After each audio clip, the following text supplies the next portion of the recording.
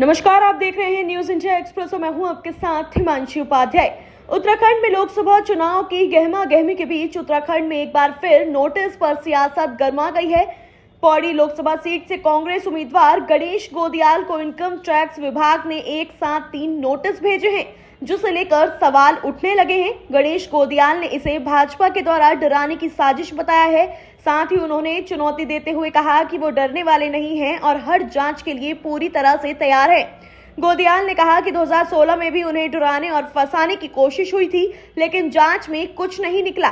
गणेश गोदियाल ने नोटिस की टाइमिंग पर भी सवाल उठाए हैं। ईडी, सीबीआई और इनकम टैक्स विभाग को लेकर कांग्रेस पहले भी सवाल उठाती रही है और अब ठीक चुनाव के वक्त गणेश गोदियाल को भेजे गए नोटिस को लेकर इस पर संग्राम तय है। बीजेपी के खिलाफ कांग्रेस इसे बड़ा मुद्दा भी बना सकती है। सम्मानित पत्रकार साथियों और मंचासीन समस्त हमारे नेतागण, मैं आज आप लोगों के सामने एक महत्वपूर्ण मसले को लेकर आया हूं और वो मसला ये है कि भारतीय जनता पार्टी जो अभी आसन्न लोकसभा चुनाव जो चल रहे हैं पूरे उत्तराखंड में आ रही है आवाज तो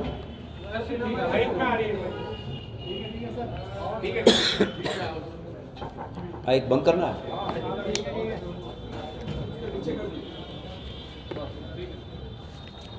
भारतीय जनता पार्टी इस लोकसभा चुनाव में अपनी हार को देखते हुए अब बहुत ही घटिया मानसिकता पे उतर आई है। जिस बात के लिए भारतीय जनता पार्टी कुख्यात है कि वो तमाम सेंट्रल एजेंसियों को अपने प्रतिद्वंदियों को हतोत्साहित करने में लगा देते हैं, उसी का जीता जागता उदाहरण आज मैं यहाँ पर प्रस्तुत कर रहा हूँ। मुझे कल 19/3/2024 को ये 3 नोटिस इनकम टैक्स से मिले हैं। एक स्वयं मेरे नाम से है, एक मेरी पत्नी के नाम से है और एक 2017 से 18 से पहले जिस फर्म के तहत मैं काम किया करता था उस फर्म के नाम से है।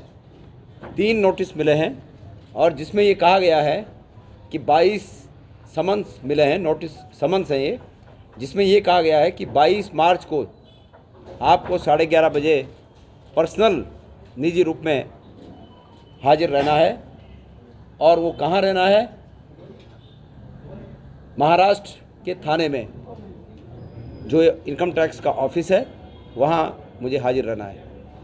मैं ये मानता हूँ, डिस्ट्रिक्ट थाने महाराष्ट्र, मैं ये मानता हूँ कि अब जबकि गढ़वाल लोकसभा क्षेत्र में जो तमाम सर्वे हैं उसमें भारतीय जनता पार्टी जब ये देख रही है कि कांग्रेस का कैंडिडेट एक तरफा बढ़त बनाए हुए है और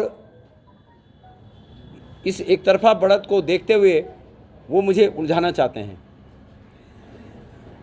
वो किसी न किसी रूप में दबाव बनाकर हमें हतोत्साहित करना चाहते हैं।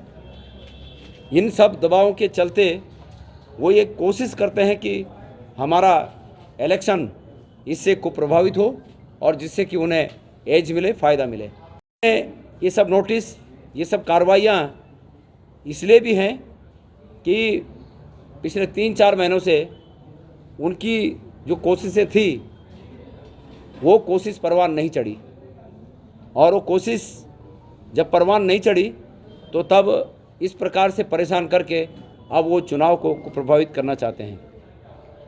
लेकिन मैं भारतीय जनता पार्टी को विनम्रता से इस देश के संविधान में विश्वास करते हुए एक बात कहना चाहता हूँ कि हम भगत सिंह के अनुयायी हैं और वो सावरकर के अनुयायी हैं। हम डर से अपने टास्क को नहीं छोड़ते।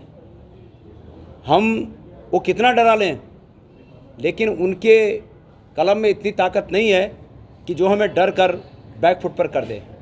मैंने जीवन में कोई ऐसा काम नहीं किया कि भारत के संविधान के तहत कोई ऐसा उल्लंघन नहीं किया कि मुझे पनिश किया जा सके। ये ठीक है जब हमने आदरणीय प्रधानमंत्री जी को केदारनाथ में उनके एक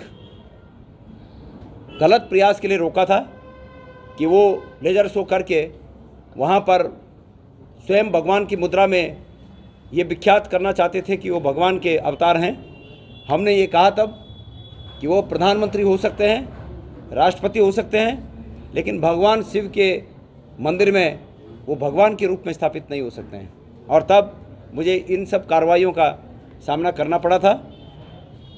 इसके साथ साथ जब 2016 में सरकार तोड़ने की बात आई तो हम उनकी बात नहीं माने, तब भी इस प्रकार की कार्रवाइयों का हमने सामना किया। और आज जब भारतीय जनता पार्टी ये देख रही है कि चुनाव उनके हाथ से खिसकता जा रहा है, तो आज फिर इस प्रकार की घिनौनी हरकतें करने पर वो लोग आमदा हैं। इसमें ये लिखा है, कुछ सब गोलमोल है, कुछ भी नहीं। Summons to the SSC witness under section 131 of in bracket 1A of Income Tax Act 1961, you are hereby requested to attend my office at Asar IT Park, Thane, Maharashtra on 22/3/2024 at 11:30 AM to give evidence and or to produce either personally। मतलब ये है कि आप मेरे office में आइए और जो कुछ हमें चाहिए उसके बाद पर किस चीज़ का एविडेंस देना है, क्या दिक्कत है, क्या गलत कर दिया है, उसका कोई जिक्र नहीं है। न्यूज़ इंडिया एक्सप्रेस के लिए देहरादून से रजत पांडे की ये खास रिपोर्ट। धन्यवाद।